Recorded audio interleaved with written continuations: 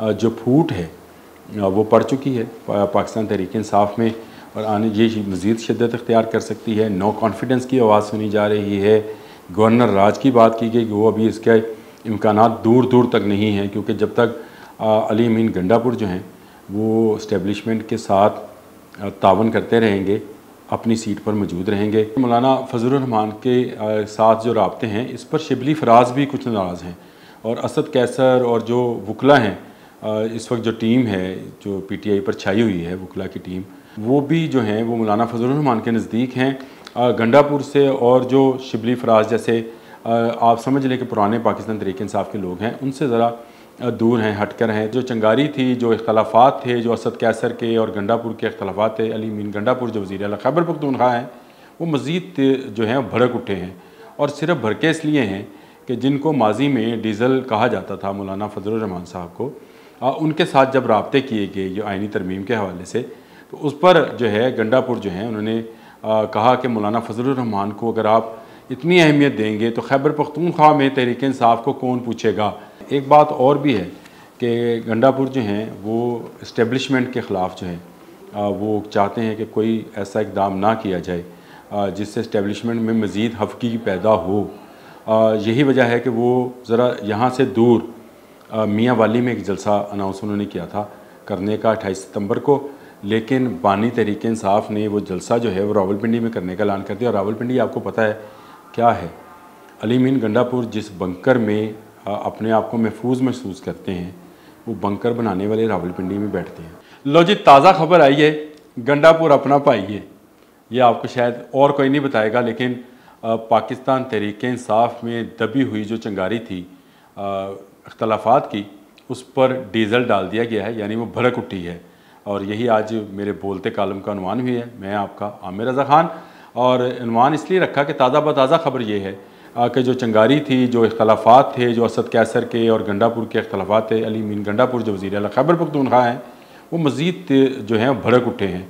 और सिर्फ भड़के इसलिए हैं कि जिनको माजी में डीज़ल कहा जाता था मौलाना फजलुर रहमान साहब को, उनके साथ जब राब्ते किए गए जो आइनी तरमीम के हवाले से, तो उस पर जो है गंडापुर जो हैं उन्होंने कहा कि मौलाना फजलुर रहमान को अगर आप इतनी अहमियत देंगे तो खैबर पख्तूनख्वा में तहरीक इंसाफ को कौन पूछेगा, क्योंकि वहाँ पर सबसे बड़ी अपोजिशन जो है वो मौलाना फजलुर रहमान की है।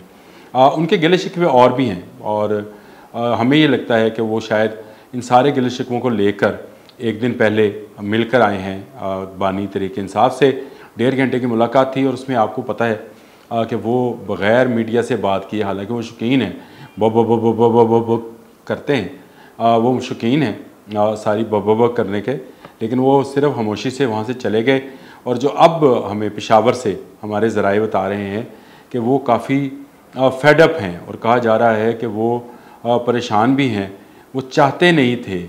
दो एक चीज़ें जो उन्होंने अपने बानी तहरीक इंसाफ से भी डिस्कस की हैं, उसमें वो मैं आज बयान कर देता हूँ आपको। एक तो उन्होंने मौलाना फजलुर रहमान के साथ जो ज़्यादा प्यार की पींगें बढ़ाई जा रही हैं, जो सावन में पींगें बनती हैं और वो उसमें झूला झूलती हैं सहेलियाँ, वो उस पर ज़रा उन्होंने हफ़गी का इजहार किया। और उन्होंने कहा कि खैबर पख्तूनख्वा के लोग जो हैं, और ख़ासकर वो जिन्होंने मुकाबला किया है मौलाना फजलुर रहमान का, और इतने अरसे आप क्योंकि उनको बोलते रहे हैं, और हमने खैबर पख्तूनख्वा के लोगों को ये बताया कि मौलाना फजलुर रहमान तो डीज़ल हैं, वो तो परमट पर बिक जाते हैं, और वो उनका तो कोई दीन ईमान नहीं है, और वो उनको तो मौलाना कहना ही जो है, खान साहब ने खुद ही कहा था कि मौलाना कहना भी जो है वो गलत है। वो एक सियासतदान है और हमेशा मफादात की सियासत करते हैं, और एक परमट दें तो जो मर्ज़ी काम करा लें। तो अब हम कैसे लोगों को कहेंगे कि यही मौलाना जो है हमारे लीडर हैं।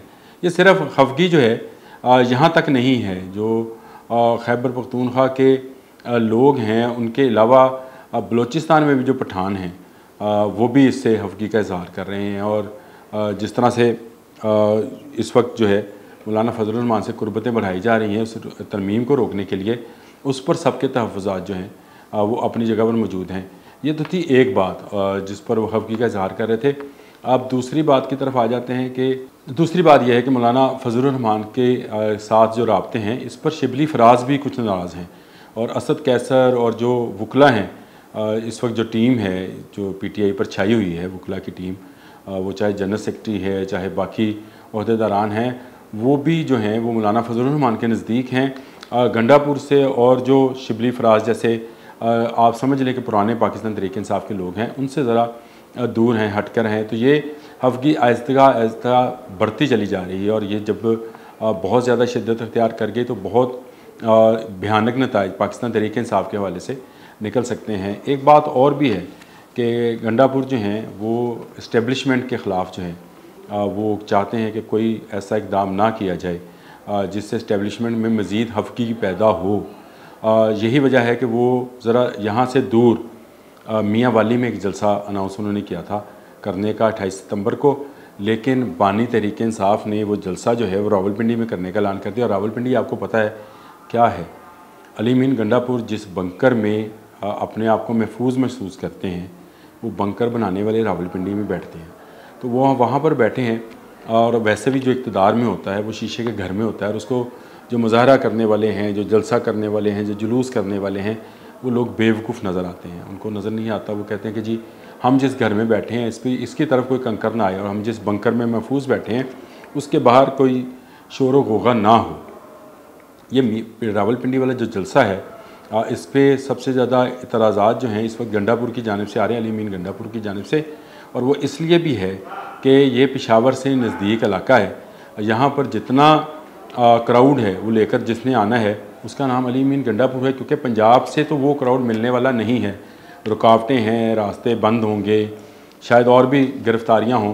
तो यहाँ से जो जिस तरह से लाहौर का जलसा नाकाम हुआ, तो अली मीन गंडापुर ने ये भी नुक्ता उठाया है कि ये जलसा भी नाकाम हो सकता है। जिस तरह से लाहौर का जलसा नाकाम हुआ, गो वो ख़ुद भी लाहौर वाले जलसे में नहीं पहुंच सके थे, और उसकी उन्होंने बहुत सारी वजूहत भी बयान की। लेकिन जलसा ख़त्म होने के भी 2 घंटे के बाद वो आए, और मेरे ख्याल सरसरी सा उन्होंने अपना वो जो है वहाँ पे चेहरा दिखाया। और उसके बाद जलसा तो खैर जा चुका था, लोग जा चुके थे, लीडरान जा चुके थे, सिर्फ गंडापुर मौजूद थे, वो दिखा कर वो चले गए।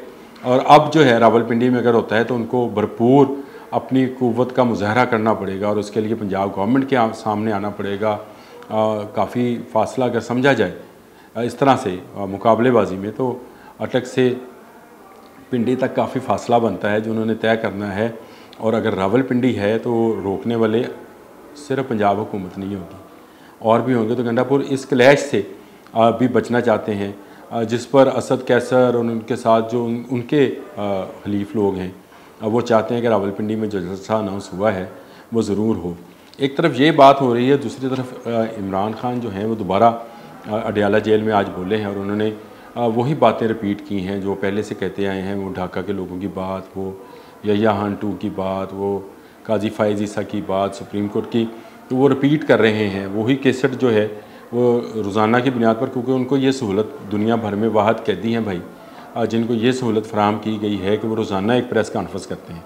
अब प्रेस कॉन्फ्रेंस में क्योंकि अल्फाज ख़त्म हो गए हैं और वो उनके पास कुछ रहा नहीं है बोलने को, तो वो वही बातें जो वो उन्होंने कल की थी, फिर उससे एक दिन पहले की थी, वही बातें दोबारा रिपीट की हैं।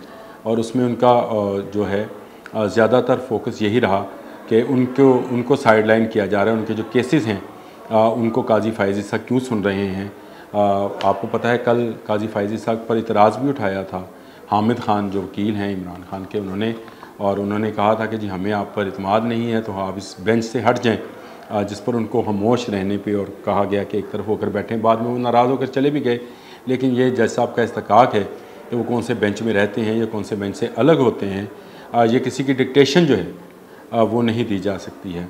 तो इमरान खान की कैसेट भी अपनी जगह पर मौजूद है। रावलपिंडी का जलसा अभी तक अनाउंस है। नए DG ISI जो हैं लेफ्टिनेंट जनरल आसिम, उनकी तकारीरी भी है। और 30 तारीख को काजी फायज़ ईसा 5 रुकनी बेंच के साथ मिलकर, यानी उनकी सरबराही में जो हेयरिंग होने जा रही है मखसूस नशिस्तों वाली, वो भी होगी। आने वाले चंद दिनों में बहुत सारे मामलात होने हैं, लेकिन इसके साथ साथ जो फूट है वो पड़ चुकी है पाकिस्तान तहरीक इंसाफ में, और आने ये मज़ीद शिद्दत इख्तियार कर सकती है। नो कॉन्फिडेंस की आवाज़ सुनी जा रही है। गवर्नर राज की बात की गई कि वो अभी इसके इम्कानात दूर दूर तक नहीं हैं, क्योंकि जब तक अली अमीन गंडापुर जो हैं वो इस्टेब्लिशमेंट के साथ तावन करते रहेंगे, अपनी सीट पर मौजूद रहेंगे। तासर ऐसा ही है, या वो तासर ऐसा देना चाह रहे हैं। हालांकि इस्टेब्लिशमेंट तो सियासत में नहीं है, पाकिस्तान पीपल्स पार्टी जो है वो वहाँ पर ज़रूर मौजूद है अपने गवर्नर के ज़रिए, और गवर्नर आज अगर लगता है तो उन्हीं को फ़ायदा होगा। तो गंडापुर जो है वो अपनी हुकूमत भी बचाना चाहते हैं और ये जो आइनी तरमीम है इसको भी मंजूर कराना चाहते हैं। अगर ये आइनी तरमीम मंजूर होती है तो जो बहुत सारे लोगों की मुद्दत मुलाजमत बढ़ेगी, गंडापुर की भी मुद्दत मुलाजमत यानी वो जो वज़ीर आला है उसकी मुद्दत मुलाजमत में भी इजाफ़ा हो सकता है। आज के लिए इतना ही। अल्लाह हाफ़िज़।